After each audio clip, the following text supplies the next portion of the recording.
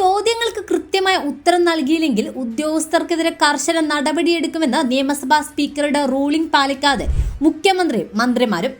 ആഭ്യന്തര വകുപ്പിന്റെ വീഴ്ചയും പോലീസിന്റെ നരനായാട്ട് സംബന്ധിച്ച ചോദ്യങ്ങൾക്ക് മുന്നിൽ എങ്ങനെയാണ് പ്രതിരോധം തീർക്കുന്നതെന്ന ആശങ്കയിലാണ് സർക്കാർ ഇപ്പോൾ. 15ാം കേരള നിയമസഭയുടെ 14ാം സമ്മേളനം 15 മുതൽ ഒക്ടോബർ 10 വരെയാണ് ഇപ്പോൾ നിശ്ചയിച്ചിട്ടുള്ളത്. തദ്ദേശ തെരഞ്ഞെടുപ്പ് സംബന്ധിച്ച വിജ്ഞാപനം ഒക്ടോബറിൽ വരികയാണെങ്കിൽ സമ്മേളനം ചുരുക്കേണ്ടി വരും. ആഭ്യന്തര വകുപ്പിനും പോലീസിനുമെതിരെ സംസ്ഥാനത്തുടനീളം ഉയരുന്ന ആരോപണങ്ങൾ നിയമസഭയിൽ ചോദ്യങ്ങളായി ഉയരും.